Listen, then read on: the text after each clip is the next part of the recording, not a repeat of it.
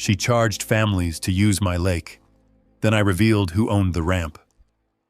50 angry customers, news cameras everywhere, luxury boats trapped on the water, and one furious HOA president screaming that I was destroying her business. What nobody knew was that the floating restaurant she built on my lake depended on a boat ramp my family had owned for generations. She charged families to fish where their grandparents once fished. She thought money could rewrite history, but buried inside an old courthouse file was a document that would change everything. By the time the truth surfaced, her entire empire was standing on borrowed ground. And before we dive in, if you enjoy stories about standing your ground, protecting what matters, and watching the truth win without shortcuts, take a second to subscribe. We've got plenty more HOA battles, ranch stories, and property rights showdowns coming your way. Now let me tell you how one gate brought an entire lake to a standstill. 50 people were shouting at once when the gate closed. The noise carried across Brennan Lake just as the sun dropped behind the Montana hills. Boat engines idled in circles near the floating restaurant. Luxury SUVs clogged the gravel access road. News cameras swung from one angry face to another. And in the middle of it all stood Vanessa Whitmore. "You can't do this!" Her voice cut through the chaos. She was standing beside the steel gate at the entrance to the boat ramp, jabbing a finger toward my ranch house across the water. "You're destroying a legitimate business!" A reporter immediately pointed a microphone toward her. "Mrs. Whitmore, is it true the restaurant can no longer receive customers?" "Of course it's true," she snapped. "This man has blocked the only access point without warning." Around her, wealthy diners checked their watches. Some had paid hundreds of dollars for reservations at Blackstone Landing, the floating restaurant Vanessa had spent months promoting as the future of our community. Now half of them couldn't reach it. The restaurant sat nearly 300 yards offshore, glowing with decorative lights as dusk settled over the lake. It looked impressive from a distance, but appearances can be expensive. Several boats carrying dinner guests were already trapped on the wrong side of the gate. They could leave the restaurant. They just couldn't haul their boats out of the water. The launch ramp was closed. Completely closed. Legally closed. I watched everything from my porch, coffee mug in hand, not smiling, not celebrating, just watching. Because after everything that had happened, this moment wasn't about revenge. It was about consequences. My phone buzzed. The caller ID showed Deputy Luke Harper. I answered. "Looks like you've got company." I glanced toward the growing crowd. "You could say that. You expecting trouble?" "No." "You sound awfully calm for a man who just shut down the biggest event this lake has ever seen." I took a slow sip of coffee. "I didn't shut anything down." Luke laughed. "That's not how Vanessa's telling it." "I'm sure it isn't." The deputy paused. "Everything legal?" "Every inch of it." Another pause. "Thought so." He hung up. Down at the ramp, things were getting worse. A marina employee swiped keycards against the access system. Nothing happened. Another worker pulled on the gate. The steel barrier didn't move. Customers began demanding refunds. Restaurant staff started arguing with security guards. Someone yelled that they had driven 6 hours from Billings. Someone else threatened to call their attorney. News crews kept filming. The perfect grand opening was becoming a public disaster. Vanessa finally spotted me standing on my porch. Even from hundreds of feet away, I could see the moment she realized I wasn't leaving. She marched toward the shoreline. Her expensive heels sank into the dirt. The cameras followed her. That alone told me everything. She wasn't trying to solve the problem. She was trying to win the narrative. "Cole!" Her voice echoed across the water. "Open the gate!" I set down my coffee. "No." The single word carried farther than I expected. Several people turned toward me. Vanessa looked stunned. You can't just block community access. It isn't community access. Her face tightened. We've used that ramp for years. Not you.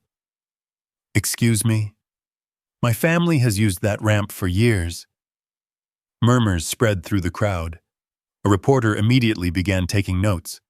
Vanessa pointed toward the floating restaurant. You're costing businesses thousands of dollars. No. I looked directly at her. You did that yourself. For a second, she looked like she might charge across the lake and drag me down to the ramp herself. Instead, she took a breath.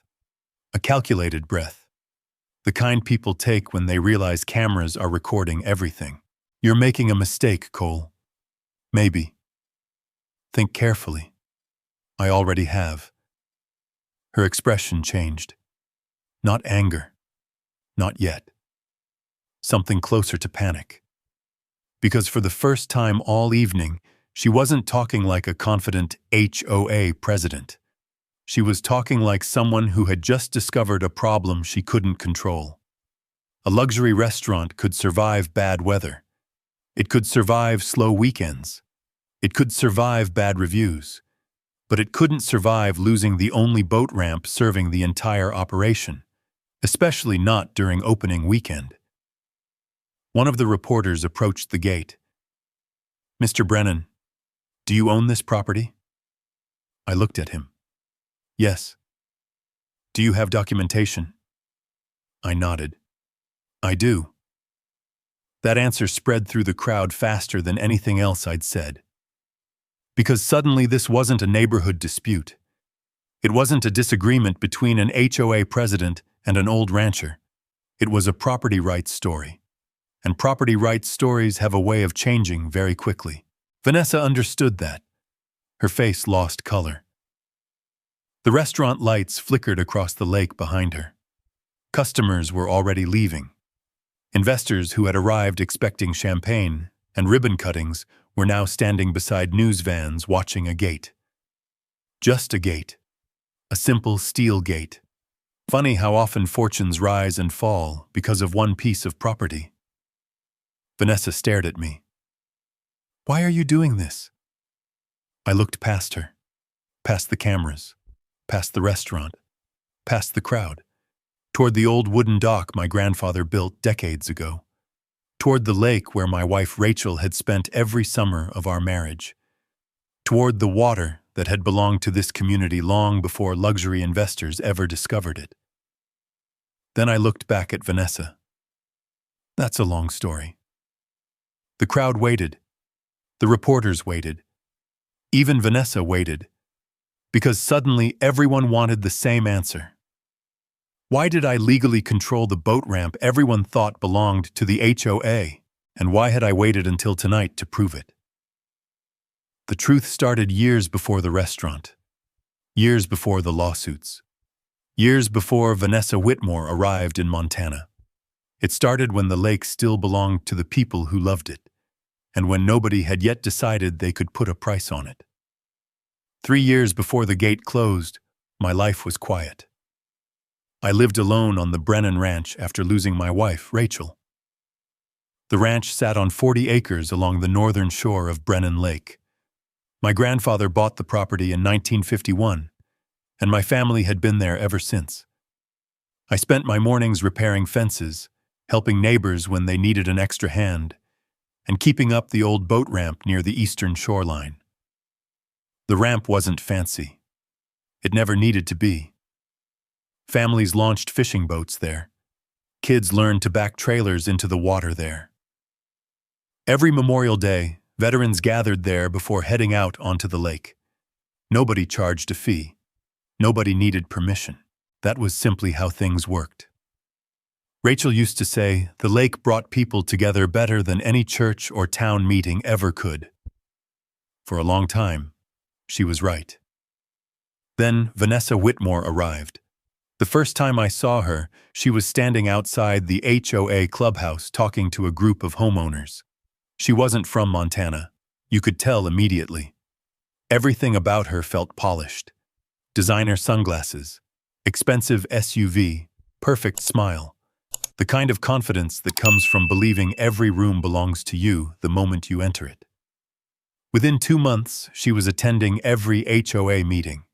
Within 4 months, she was leading committees. Within 6 months, she was running for HOA president. And she won. Most people liked her at first. She talked about economic growth, property values, tourism, infrastructure improvements.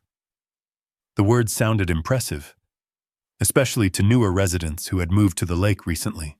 At her first major HOA meeting as president, she unveiled a development presentation.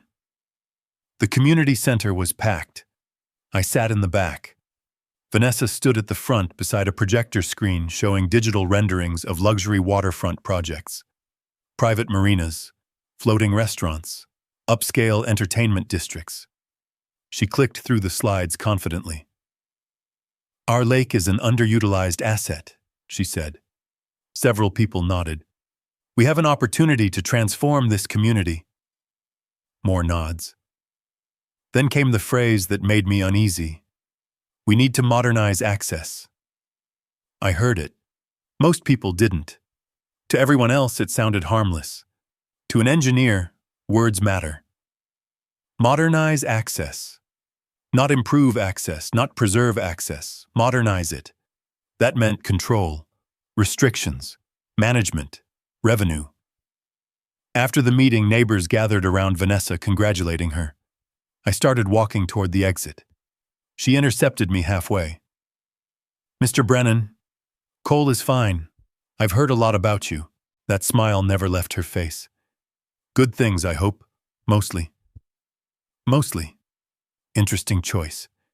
She glanced toward the lake through the clubhouse windows. "Beautiful property you have." "Thank you. The shoreline is particularly valuable." I didn't answer. She kept smiling. "We should talk sometime." "About what?" "The future." I looked directly at her. "The future of what?" "The lake." There it was. Not our lake, not the community's lake. The lake. Like it was a project, an opportunity, a business plan. I left without saying another word. Over the next few months, things changed. Survey crews appeared. Developers visited. Consultants toured the shoreline. HOA newsletters suddenly contained phrases like premium amenities and destination experiences. The language became more aggressive, more corporate. Then one afternoon, I found the first real warning sign. The HOA had posted a packet online outlining potential future improvements. Most residents probably never read it. I did. 40 years as an engineer teaches you to read every line, especially the fine print. I printed the packet and sat at my kitchen table. Page after page described possible projects, boat slips, visitor parking, commercial opportunities. Then I reached a development map and stopped. I looked again, then a third time. My pulse started rising. A section of shoreline had been shaded blue, another section marked in yellow.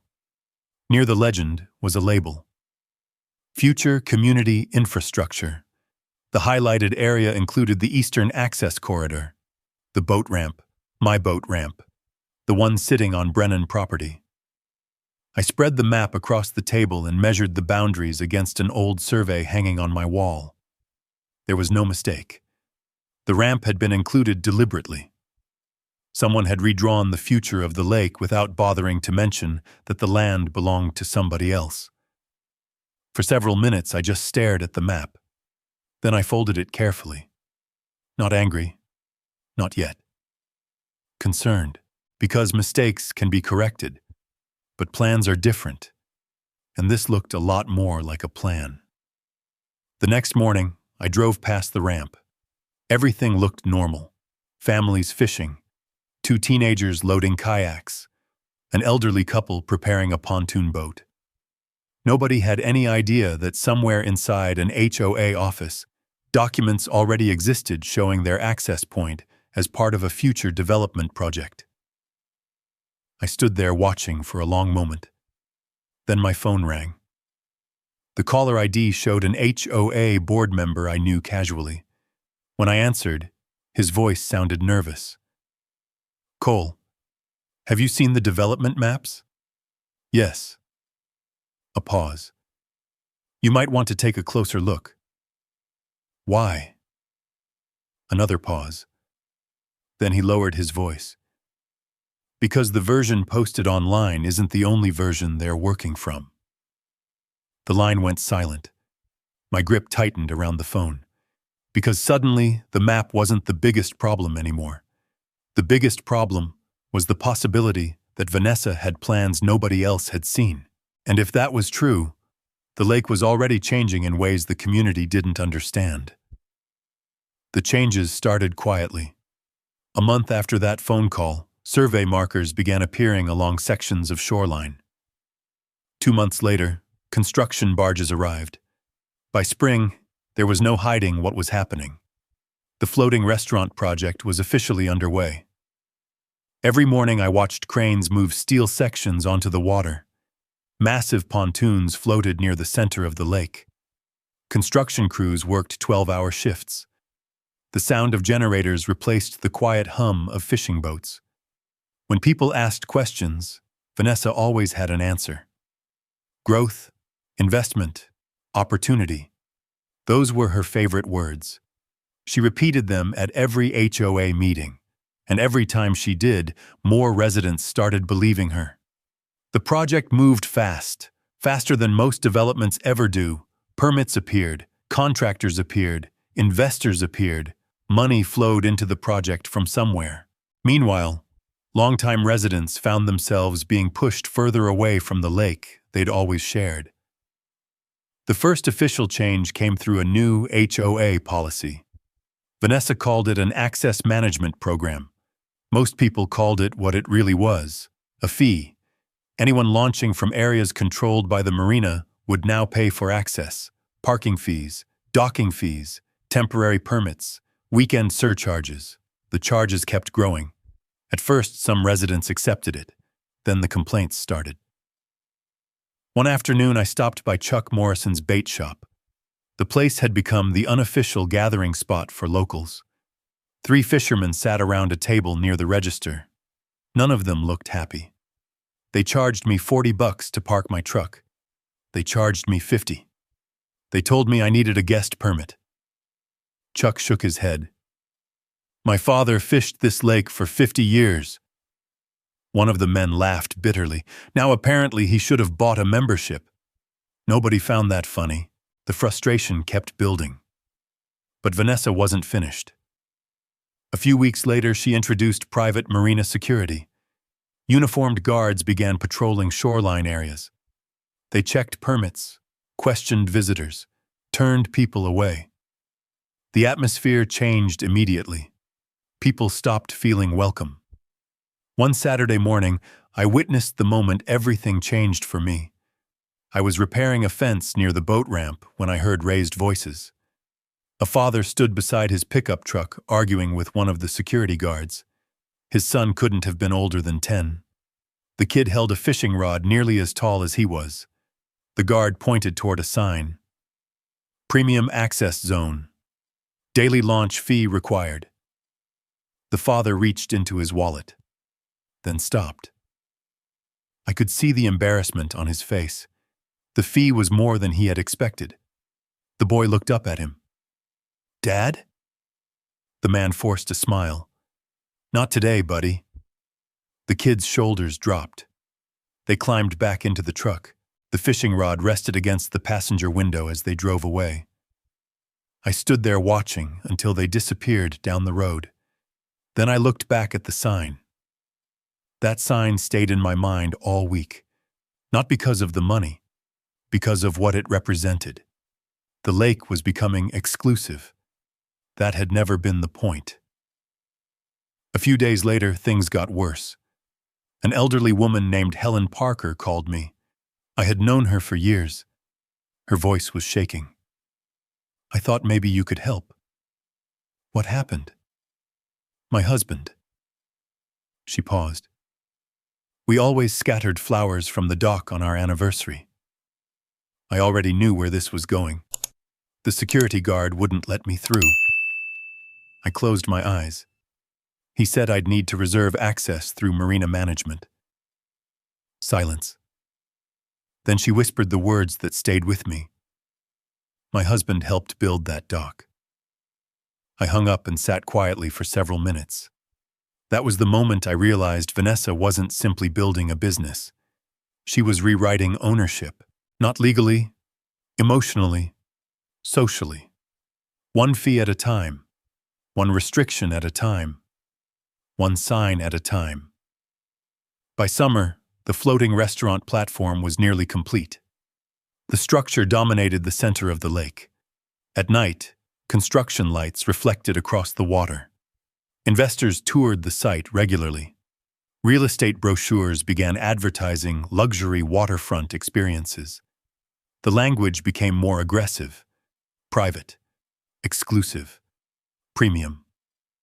Every word pushed ordinary families further away. Then came the HOA meeting, the meeting that changed everything. Vanessa stood before a packed room presenting updates on the marina project. Applause followed every financial projection, every estimate of increased property values, every promise of future prosperity. Then someone finally asked the question. An older resident named Tom Reynolds stood up. "What about the public access areas?" The room grew quiet. Vanessa smiled, the same smile she always used when she was about to avoid a direct answer. "We're creating a more efficient system." Tom didn't sit down. "What does that mean?" "It means the lake will be managed professionally." "And who decides that?" "The HOA." The room became noticeably quieter. Then Tom asked the question nobody else wanted to ask. "Does the HOA actually own all this access?" For the first time, Vanessa hesitated, only for a second, but I saw it. Then she recovered. "We have every legal right to proceed." The answer sounded polished, but it wasn't the answer to the question. I noticed something else. Several board members avoided eye contact, almost like they didn't want the conversation continuing. The meeting moved on. Most people let it go. I didn't. Because by then, one thing was becoming painfully clear. The HOA was acting like it owned the lake. The security guards were acting like they owned the lake. The investors certainly believed they owned the future of the lake. Yet nobody seemed willing to prove who actually owned what. And the more I looked at the development maps, the permit filings, and the shoreline changes, the more one question kept bothering me. If Vanessa truly controlled the property, why was she avoiding direct answers whenever ownership came up? Because people who own something usually don't need to bluff, and people who bluff usually have something to hide. I didn't know exactly what that was yet, but I was about to find out. Because a sleepless night and an old courthouse basement were about to reveal a document that should have changed everything decades ago. I started with the maps. At 2 a.m, I spread every survey I owned across my kitchen table.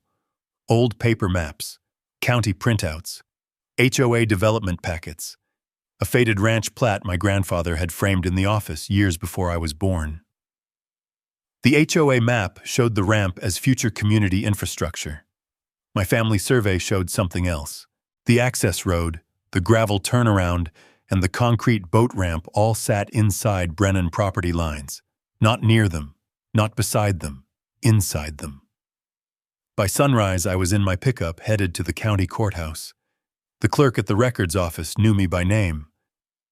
"Morning, Cole." "Boundary trouble?" Something like that. She pointed me toward the basement archives. The air down there smelled like dust, cardboard, and old government ink. Metal shelves ran wall to wall. Boxes were stacked by township, range, and section. I spent 3 hours pulling files, comparing parcel numbers, and following references from one document to the next. Most people hate paperwork. I trust it. Paper doesn't care who has money. Paper doesn't care who gives speeches at HOA meetings. Paper only says what was signed. Around noon, I found the first piece, a 1951 warranty deed transferring the lakefront acreage to my grandfather, Thomas Brennan. Then I found the attached survey, then a handwritten notation in the margin. See Easement Addendum B. My hands stopped moving. There was no Addendum B in the folder. I asked the clerk. She disappeared behind a locked records door and came back with a narrow gray box. Older filings, she said. Some of these were never digitized. Inside was a brittle envelope labeled Brennan Lake Access Agreement. I opened it carefully. My grandfather's signature was at the bottom. So was the county commissioner's. The agreement was plain as daylight. The Brennan family retained ownership and maintenance authority over the eastern boat ramp and access corridor. The ramp could be used by local residents for non-commercial lake access, but commercial use required written permission from the Brennan landowner. No HOA, no developer, no outside business. Written permission. I read that line 5 times. Then I kept reading. The agreement also referenced riparian ownership extending 50 feet beyond the shoreline along the Brennan parcel. That meant part of the lake bed itself was tied to the ranch. My mind went straight to the floating restaurant. Its platform had been anchored close to my shoreline. Too close. I made copies of everything. Then I paid for certified copies. Then I drove straight to Martha Reed's house. Martha was the town historian and probably knew more about Brennan Lake than any person alive. She opened the door before I knocked twice. You found something.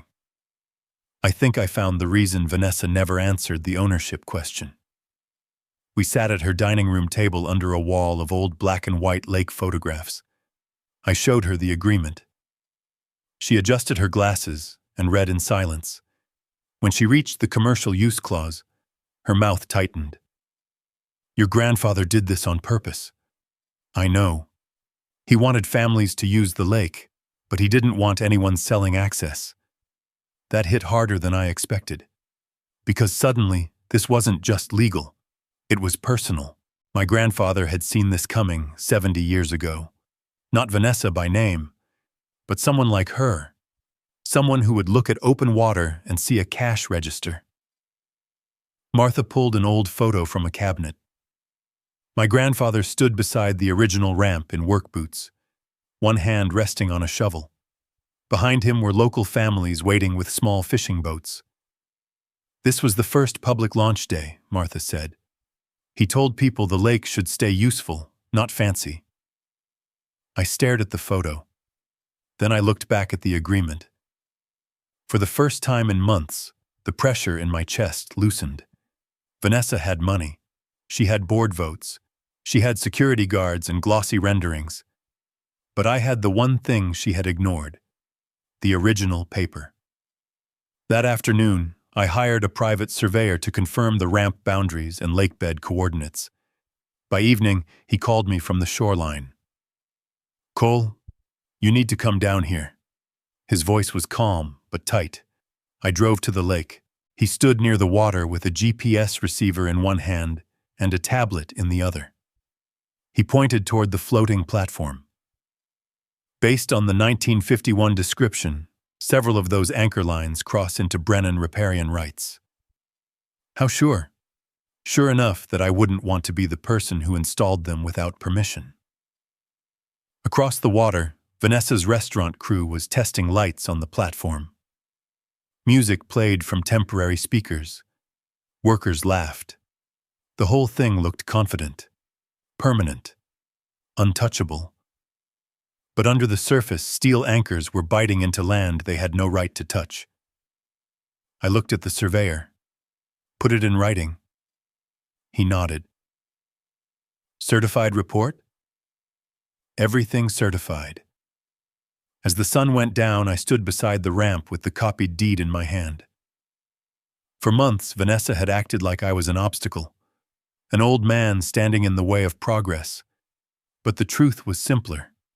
She had built her dream on a foundation she never owned, and now I had to decide whether to warn her or let her keep building until the paperwork became impossible to ignore.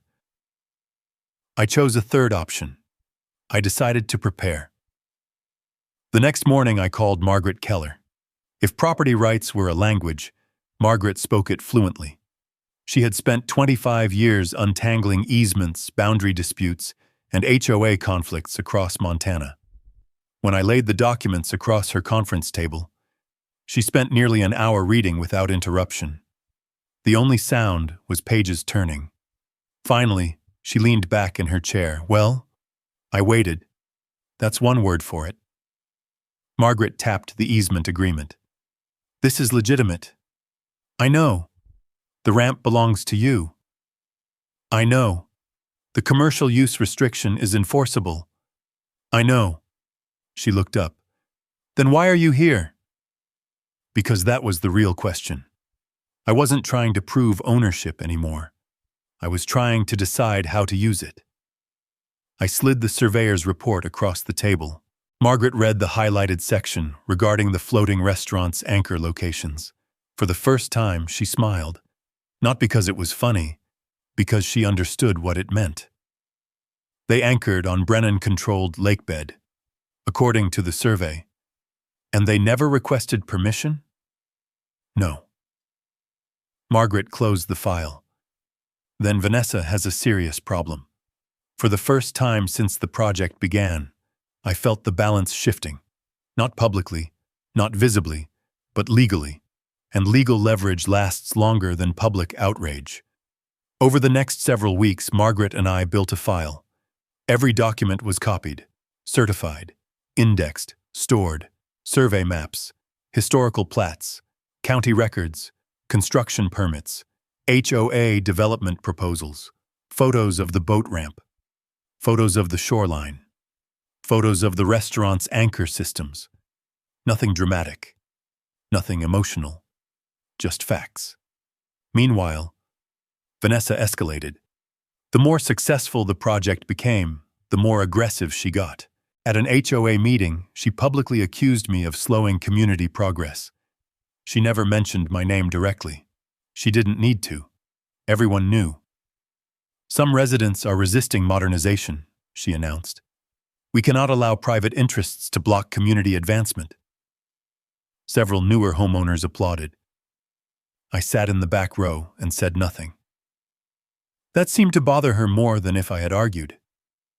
After the meeting, she intercepted me in the parking lot. "You've been busy, have I? I hear you've been asking questions." "I like questions." Her smile disappeared. "This project is happening." I looked toward the lake. "Looks like it already is." "You should stop fighting it." "I'm not fighting anything." That answer frustrated her, because technically it was true. At that point, I hadn't filed a complaint. I hadn't challenged a permit. I hadn't closed a gate. I was simply gathering records. She stepped closer. "You know what your problem is, Cole?" I waited. "You can't accept change." I almost laughed. 40 years as an engineer had taught me that change is inevitable. Bad planning isn't. But explaining that to Vanessa would have been a waste of time, so I simply walked away. The next move came from the HOA. A certified letter arrived at my ranch 3 days later. Official notice of violation. I read it twice, then a third time. According to the HOA, I was interfering with community development efforts. The penalty? A $500 fine. I called Margaret immediately. She read the notice. Then she laughed. Actually laughed. "They fined you for asking questions. Apparently." "Don't pay it." I wasn't planning to. A second fine arrived 2 weeks later, then a third, each one more ridiculous than the last. Failure to cooperate. Community disruption. Development obstruction. The language grew increasingly desperate. Meanwhile, the restaurant continued rising from the water. Investors toured the site almost weekly. Construction crews worked from dawn until dark. News articles praised Vanessa as a visionary. The pressure on me increased. Neighbors began receiving HOA emails describing me as an obstacle to progress. A local contractor quietly informed me that board members were discussing legal action against my ranch. Rumors spread that I intended to block all lake access. None of it was true. That didn't matter. Vanessa wasn't trying to win a legal argument. She was trying to win public opinion. Then came the security guards. One morning I drove to the ramp and found 2 private guards standing beside a temporary access booth. One stopped me. "On my own property. You need authorization to enter." I looked at him. Then I looked at the booth. Then I looked at the ramp. Authorization from who? Marina management. I almost felt sorry for him. He had no idea where he was standing. I handed him a copy of the county parcel map. He studied it, confused. The second guard walked over. Within 5 minutes, both men were making phone calls. Within 10 minutes, they were gone. But the message was clear. Vanessa wasn't backing down. She was expanding. Every day brought new signs, new restrictions, new fees, new assumptions of authority. One evening, I stood at the shoreline watching lights flicker across the nearly completed floating restaurant. The project looked impressive. I'll give her that. Customers would love it. Investors would love it. The newspapers would love it. And that was exactly what made it dangerous. Because people tend to assume that if something is expensive enough, visible enough, and successful enough, it must also be legitimate. History says otherwise. A few days later, Margaret called. "I've finished reviewing everything." "Good news?" "Very." I waited. "The easement gives you leverage." "I know." "The surveys give you leverage." "I know." She paused. "But the real leverage is timing." Now she had my full attention. "What do you mean?" "The restaurant's opening weekend." I understood immediately. Every business has a vulnerable moment. Not when it's struggling, when it's celebrating, when expectations are highest, when investors are watching, when every dollar depends on operations running smoothly. Margaret's voice remained calm. "If you ever decide to enforce your rights, that's the moment." I looked out across the lake. Workers were installing decorative lighting along the floating platform. Opening day banners were already visible. Reservations were filling months in advance. Vanessa believed she had won. The HOA believed she had won. The investors believed she had won. None of them knew how much paperwork was sitting inside Margaret Keller's office, and none of them knew that every document pointed toward the same conclusion. The boat ramp they depended on wasn't theirs. The only question left was whether I was willing to act on that fact.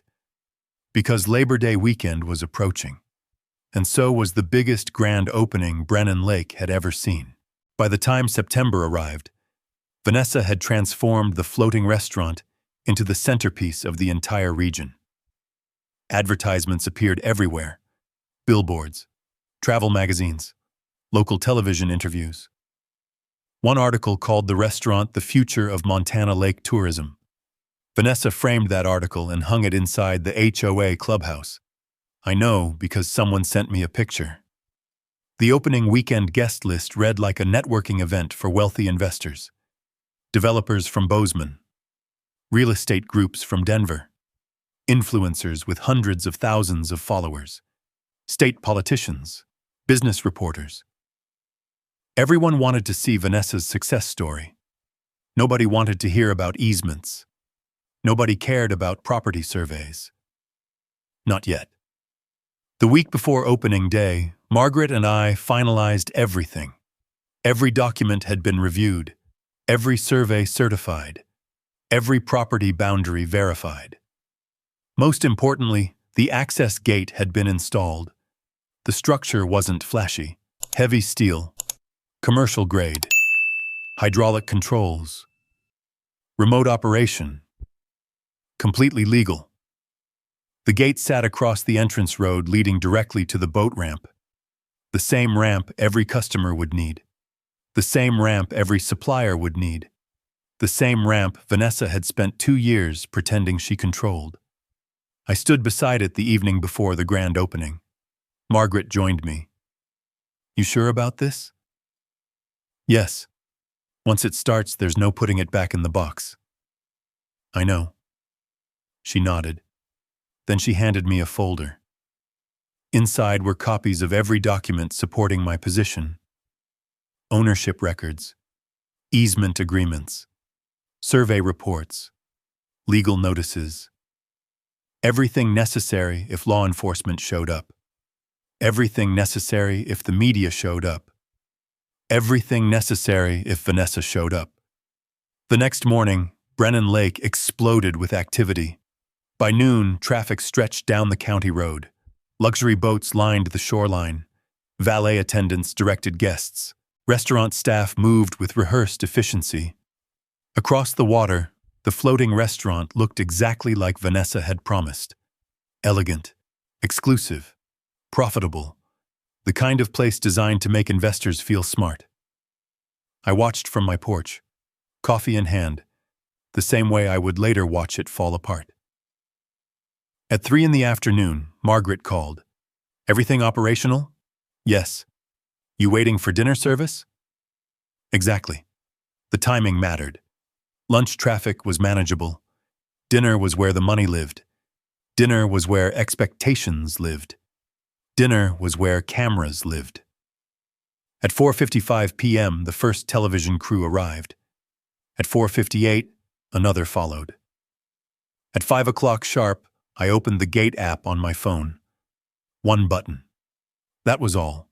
Years of assumptions, years of arrogance, years of HOA overreach, reduced to one button. I pressed it. The hydraulic motors engaged. The steel gate swung shut, then locked. 5 minutes later, confusion started. 10 minutes later, panic followed. The first supplier truck couldn't reach the ramp. Then another. Then a charter company carrying dinner guests was turned around. Boat trailers backed up along the road. Guests began asking questions. Restaurant staff had no answers. At 5:30, my phone started ringing. I ignored it. At 5:45, Vanessa called. 3 times. I ignored those too. At 6 o'clock, she arrived at my ranch. Not alone. 2 HOA board members followed her. A television camera crew followed them. Perfect. Vanessa stormed up my driveway. Her confidence from previous months was gone. This wasn't the polished HOA president anymore. This was someone watching a business model collapse in real time. "You need to open that gate." I stayed seated. "No." The answer hit her like a slap. "You can't shut down access." I didn't. Then what do you call it? Controlling access to private property. Her face tightened. The camera crew moved closer. Good. I wanted every word recorded. The HOA has used that ramp for years. The HOA doesn't own that ramp. That's disputed. No. I pointed toward the folder on the porch table. That's documented. One of the board members shifted uncomfortably. He hadn't seen the paperwork before. I could tell. Vanessa noticed too. For a brief second, something flashed across her face. Concern. Then anger replaced it. "You planned this." "Yes." At least that part wasn't worth denying. She stared at me. "You waited until opening weekend." "Yes." "Why?" I looked directly at her. "Because that's when you'd finally pay attention." The silence that followed was more powerful than any argument. The camera crew captured everything. The reporters wrote furiously, and for the first time since this entire conflict began, Vanessa wasn't controlling the narrative. Facts were. By sunset, the situation had become a disaster. Customers were demanding refunds, investors were asking questions, restaurant managers were scrambling to find alternatives. News channels were broadcasting live from the gate. Every hour the ramp remained closed cost money. Lots of money. The pressure was becoming visible, even from across the lake. Lights glowed on the floating restaurant. But the excitement was gone. The celebration was gone. The confidence was gone. Only uncertainty remained. That night, while reporters covered the unfolding chaos, Margaret called again. "You know what's coming next?" I did. Vanessa would not accept defeat. Not publicly, not financially, not legally. She would fight. She would file complaints. She would call officials. She would accuse me of sabotage. Maybe even try to force the gate open through the courts. And honestly, I was counting on it. Because the moment she challenged me legally was the moment I could finally put every document on the table. Every survey. Every easement. Every ownership record. Every fact. The gate had started the battle, but the paperwork was about to finish it. And Vanessa still had no idea what was waiting beneath the water under her restaurant. She came out swinging. Monday morning began with legal threats. By noon, every local news station was reporting that HOA President Vanessa Whitmore intended to pursue emergency action against me for interfering with commerce and damaging community interests. By 3 o'clock, I received notice of a formal complaint filed with the county. The language was dramatic: intentional sabotage, economic harm, abuse of property rights. Margaret read the complaint and slid it back across her desk. "They're throwing everything at the wall. Any of it stick? Not if facts still matter." That was the thing about Vanessa. She understood public pressure. She understood appearances. But she kept making the same mistake. She treated legal documents like marketing material, as if confidence could replace ownership. 2 days later, an emergency hearing was scheduled. The county administration building was packed. Residents filled the seats. Reporters lined the walls. Several investors sat near the front, looking considerably less enthusiastic than they had during opening weekend. Vanessa entered with 2 attorneys. The sight alone told me how serious the situation had become. One lawyer might mean caution. 2 lawyers meant panic. The hearing opened with her side presenting a familiar argument. The restaurant created jobs. The HOA acted in good faith. The gate closure harmed the community. The development had broad support. It sounded persuasive. Right up until someone started asking questions about ownership. The county hearing officer turned toward me. "Mr. Brennan, on what basis did you restrict access?" I handed over certified copies of the easement agreement. The room grew quiet. The hearing officer reviewed the documents slowly, then reviewed them again. One of Vanessa's attorneys requested a recess. Denied. The hearing continued. Margaret stood and presented the historical chain of title. Every transfer, every survey, every recorded easement. The story never changed. The ramp belonged to the Brennan family. Commercial access required permission. Permission had never been granted. The first visible crack appeared in Vanessa's confidence. Then came the second phase, the part she never saw coming. Margaret introduced the survey report. A large map was displayed on the projector screen. Colored property boundaries appeared across the lake. Anchor points, shoreline measurements, coordinate markers. Several people leaned forward, including Vanessa. The surveyor who prepared the report testified under oath.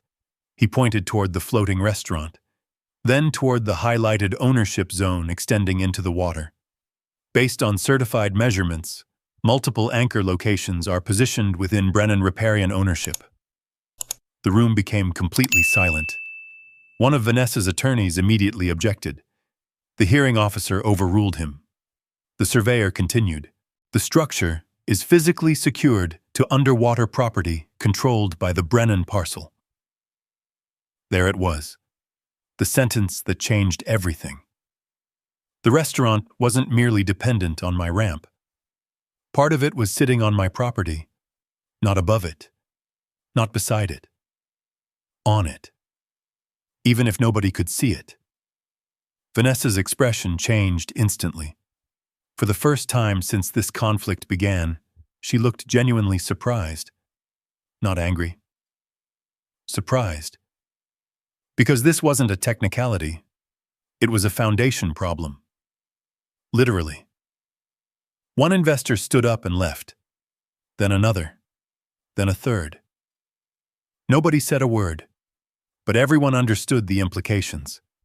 If ownership claims were upheld, the restaurant faced liability every day it remained anchored in place. The hearing officer requested additional review and postponed final decisions pending verification. That wasn't a victory. Not yet. But it was enough. The story hit the media within hours. Headlines spread quickly. Questions followed. How had such a major development missed something this significant? Who approved the anchor placements? Had anyone verified the underlying property rights? The pressure multiplied. Vanessa responded exactly how I expected. She blamed everyone else. The surveyors, the contractors, the county, the HOA, anyone except herself. 3 days later, she appeared on local television. These claims are exaggerated. She smiled while saying it. But the smile looked strained. Because by then, additional survey teams had arrived. Independent engineers, environmental consultants, insurance representatives. Everyone wanted answers. The deeper they looked, the worse things became. Several anchor systems crossed directly through Brennan-controlled zones. Maintenance access routes relied on disputed property. Operational permits referenced shoreline access that the HOA couldn't legally guarantee. The restaurant had become a legal minefield. Meanwhile, support for Vanessa started slipping. Quietly at first, then publicly. People who once praised her stopped defending her. Board members avoided interviews. Investors stopped returning calls, and residents began asking a different question. If Vanessa had been wrong about the property, what else had she been wrong about? That question followed me into Chuck Morrison's bait shop one afternoon. The place was crowded. Everyone wanted updates. Everyone wanted rumors. Everyone wanted the next chapter. Then Martha Reed walked through the door carrying a cardboard archive box. She placed it on the counter. I found something. Every conversation stopped. Martha opened the box and pulled out HOA meeting records, old budgets, board minutes, financial reports. She looked directly at me. These don't match the public records. The room went silent, because suddenly the fight wasn't just about the ramp, or the restaurant, or the lake bed. It was becoming something much larger. Something buried inside HOA records. Something Vanessa clearly didn't want people examining. And for the first time, I started wondering if the property dispute had only been the beginning. Martha Reed opened the archive box on the counter of Chuck Morrison's bait shop.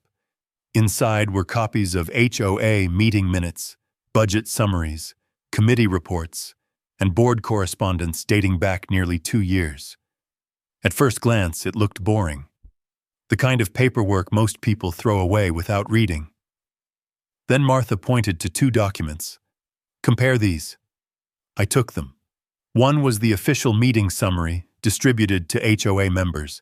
The other was the actual board record obtained from county filings. The numbers didn't match. Neither did several votes. One document referenced approval for marina planning studies. The other referenced authorization for financial commitments. Those were not the same thing. Not even close. Chuck leaned over my shoulder. Looks like somebody edited the story before sending it out. Martha nodded, and not just once. That afternoon, Margaret Keller reviewed the records. By evening, she called. "You need to see this." I drove to her office immediately. The conference table was covered in documents, highlighted pages, notes, timelines, cross-references.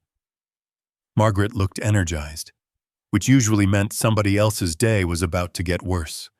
She pointed toward several sets of meeting minutes. Vanessa wasn't transparent.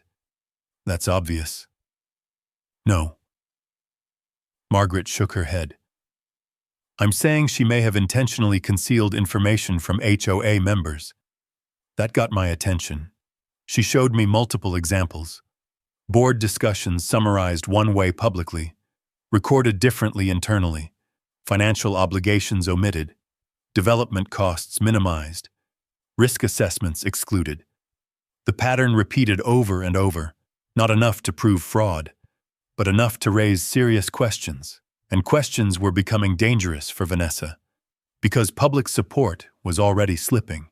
The next HOA meeting proved it. The room was packed, far more people than usual. Homeowners stood along walls. Some brought copies of newspaper articles.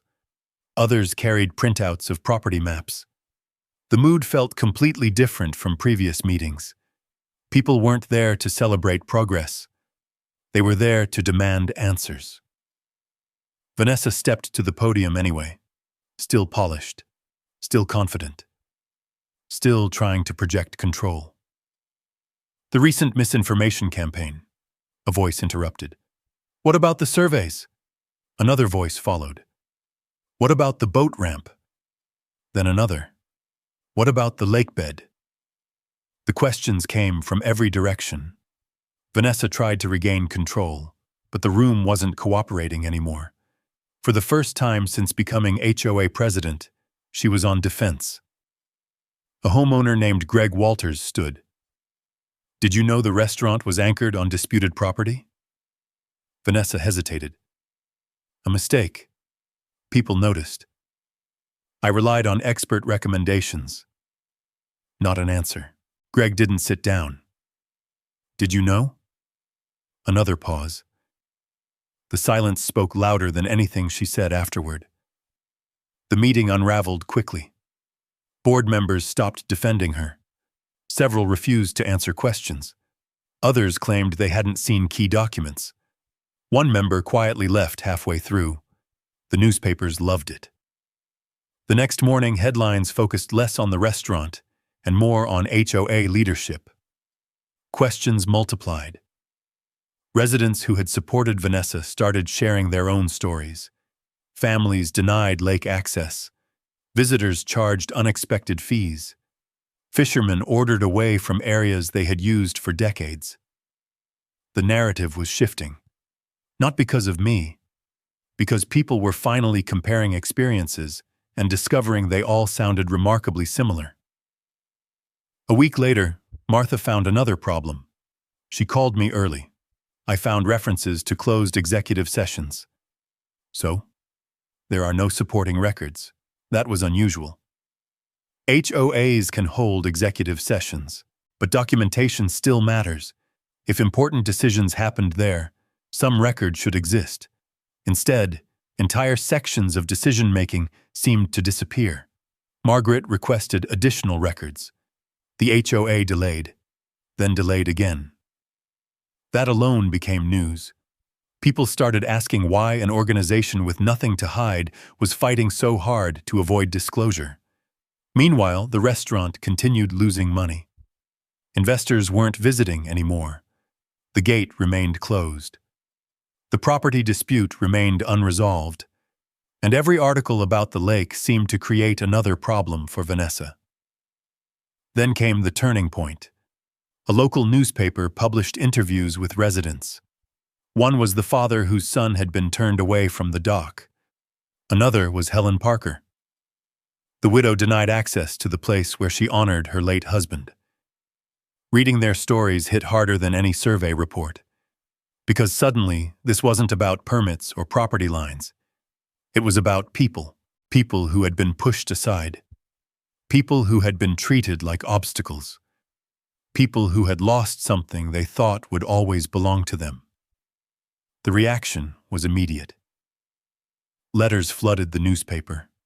Social media turned against the HOA. Even homeowners who still supported the restaurant began questioning how it had been managed. The pressure became impossible to ignore. 3 HOA board members resigned from committee positions. Attendance at meetings doubled, then tripled. Every discussion seemed to lead back to the same question. What exactly had Vanessa hidden? One evening, Margaret called. Her voice sounded different, focused, controlled, dangerous. I think we finally found the trail. What trail? The money. I sat forward immediately. Margaret continued. We've been looking at permits and property records. Yes. Wrong place. A pause. Then she said the words that changed everything. The real story may be in the loan documents. I stared out toward the dark lake, toward the floating restaurant that had started this entire fight. The property battle had exposed the cracks. The community backlash had widened them. But now it sounded like we were finally approaching the foundation. And if Margaret was right, whatever Vanessa had been hiding wasn't buried in meeting minutes. It was buried in the financing that made the restaurant possible in the first place. The breakthrough came 10 days later. Margaret called just after sunrise. Get to my office. That was all she said. No explanation, no details. Just enough for me to know she had found something important. When I arrived, 3 thick folders sat on her conference table. Bank records, commercial filings, loan disclosures. The kind of documents most people never see unless something has gone very wrong. Margaret slid the top folder toward me. Read page 12. I opened it.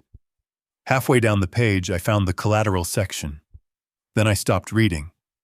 Then I read it again. The loan supporting the floating restaurant wasn't secured by Vanessa's personal property. It wasn't secured by restaurant assets. It wasn't secured by investor capital. It was secured by HOA-owned property, community property, the clubhouse, the recreation building, the lakeside picnic grounds, even the community maintenance facility, assets belonging to hundreds of homeowners. I looked up. Tell me I'm reading this wrong. You're not. The room felt very quiet, because suddenly the restaurant wasn't just a failed business venture. It was a gamble. And Vanessa had placed the entire community on the table without telling them. Margaret opened another folder. Keep reading. The approval signatures told an even worse story. Several board members had never voted on the financing structure. Others received incomplete disclosures. Key financial risks had been summarized rather than fully explained. The deeper we looked, the uglier it became. This could trigger a forensic audit. Will it? It should. That afternoon, Margaret filed formal requests for additional financial records. At the same time, copies of the loan documents began circulating among homeowners. Nobody leaked them publicly. They simply appeared. At mailboxes, at coffee shops, at HOA meetings, at every place where neighbors talked, and people talked. A lot. By the end of the week, emergency HOA meetings were being organized. Attendance broke every previous record. Homeowners who had never spoken at meetings suddenly demanded answers. Board members faced questions they couldn't answer. Vanessa faced questions she didn't want to answer. Then came the town hall, the largest public meeting I had seen since moving back to the ranch. Every seat was filled. People stood along walls. Reporters occupied entire rows. Local television crews set up cameras before the meeting even started. Vanessa arrived with attorneys, again. But this time the room felt different.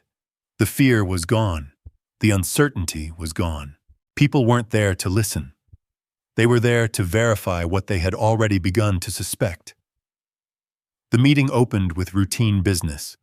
Nobody cared. Everyone was waiting for the financial discussion. Finally, a homeowner stood. Greg Walters, the same resident who had challenged Vanessa weeks earlier. He held up a copy of the loan agreement. "Did you use HOA property as collateral?" The room went silent. Vanessa adjusted papers on the podium, then smiled. A practiced smile. "We acted in the best interests of the community," not an answer. Murmurs spread immediately. Greg asked again, "Did you use HOA property as collateral?" This time Vanessa hesitated. The hesitation lasted only a second, but everyone saw it. And once people see hesitation, they start believing documents, not speeches. Margaret stood. She wasn't scheduled to speak. She simply walked to the front and handed copies of the loan records to the moderator. Then she returned to her seat. No speech, no theatrics, just evidence. The moderator reviewed the documents, then looked up. "Mrs. Whitmore, are these authentic?" Another silence. Longer this time. The room became so quiet I could hear pages turning. Finally, Vanessa answered, "Yes," one word. That was all it took. The reaction was immediate. Anger, disbelief, betrayal. Questions came from every direction. Why weren't we told? When was this approved? Who authorized this? What happens if the restaurant fails? That last question mattered most. Because by then everyone knew the restaurant was already struggling. Revenue projections had collapsed. Reservations were falling. Investors were leaving. The property dispute wasn't going away. The gate remained closed. And now people were learning that if the loan defaulted, community assets could be exposed. The room felt stunned. Not loud, not chaotic, just stunned. Like people were watching a reality they hadn't expected. Vanessa tried to regain control. She talked about growth, future opportunities, economic vision. Nobody was listening anymore. The spell had broken. For months, she had controlled the conversation. Now the documents controlled it. One homeowner stood and requested an independent audit. Another demanded board elections. A third called for Vanessa's resignation. The motion received immediate support. Reporters practically sprinted toward the exits to file updates. By morning, the story had spread across the region. Headlines no longer focused on a restaurant. They focused on financial misconduct. Secret loans. Community risk. Potential investigations. The narrative had changed completely. That afternoon, I received a call from a county investigator requesting copies of several records. An hour later, Margaret received a similar request. Then the HOA's insurance carrier requested information. Then a banking compliance officer. The pressure was becoming institutional, not personal, not political. Institutional. Exactly where Vanessa never wanted it to go. That evening I drove to the lake. The floating restaurant sat dark against the water. No celebration, no grand opening energy, no investors. Just an expensive structure surrounded by questions. For a long time I stood near the shoreline, not celebrating, not enjoying it, just watching. Because this was never really about beating Vanessa. It was about protecting something she never understood. The lake. The community. The people who had trusted their leaders. My phone rang. It was Margaret. Her voice sounded calm, almost satisfied. "Looks like justice is finally catching up." I looked across the water. "Not yet." "No." she agreed. Not yet. Because one chapter remained. The courts still had to rule. The investigations still had to finish. And Vanessa Whitmore still hadn't paid the full price for everything she had done. The first ruling arrived 3 weeks later. Not dramatic, not emotional. Just a stack of court papers delivered to Margaret's office. Sometimes justice looks like a judge's signature. Margaret called me before I had even finished breakfast. We got it. I knew immediately what she meant. The court formally recognized the Brennan easement agreement, affirmed the property's commercial use restrictions, and upheld my right to control access through the boat ramp corridor. The issue that had fueled months of arguments was suddenly settled. Not by opinion, not by politics, by law. The ruling spread through town within hours. The newspapers covered it. The television stations covered it. Even people who had supported Vanessa admitted the ownership question was over. But the property case was only part of the story now. The financial investigations were moving faster. Much faster. The independent audit requested by homeowners produced its first report. Then a second. Then a third.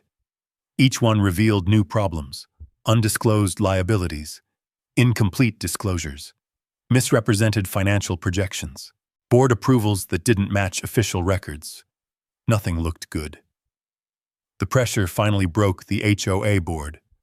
One member resigned, then another, then two more. Within a month, the majority of the leadership structure Vanessa had built was gone. Emergency elections were scheduled. The atmosphere around the lake changed almost overnight. People stopped arguing about the future of the restaurant. Instead, they started discussing how to rebuild trust.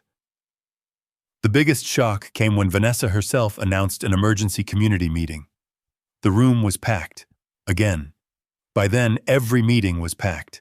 Nobody wanted to miss whatever happened next. Vanessa stood behind the podium she had dominated for nearly 2 years. This time she looked tired. Not defeated. Not yet. But tired. Her usual confidence was gone. The polished presentation style was gone. The certainty was gone. She made a short statement. Very short. She announced her resignation as HOA president. No applause followed. No protests. No dramatic speeches. Just silence. A heavy silence. The kind that comes when people finally see the end of something. She stepped away from the podium and left through a side door. That was the last time most of us ever saw her. The remaining consequences arrived through official channels: civil actions, regulatory reviews, financial settlements, investigations that stretched beyond the HOA itself. The details took months, but the outcome never really changed. The floating restaurant couldn't survive. Without reliable access, without investor confidence, without public support, without legal certainty, the numbers simply stopped working. One cold October morning, I stood at the shoreline watching a marine towing company begin dismantling the platform. Workers disconnected anchor systems, barges hauled sections away. The structure that had dominated the lake for so long disappeared piece by piece. No cheering, no celebration, just quiet. The way endings are supposed to be. By sunset, open water occupied the space where the restaurant had once floated. For the first time in years, the view from my dock looked familiar again. The next chapter belonged to the community. Emergency HOA elections brought in a completely different leadership group.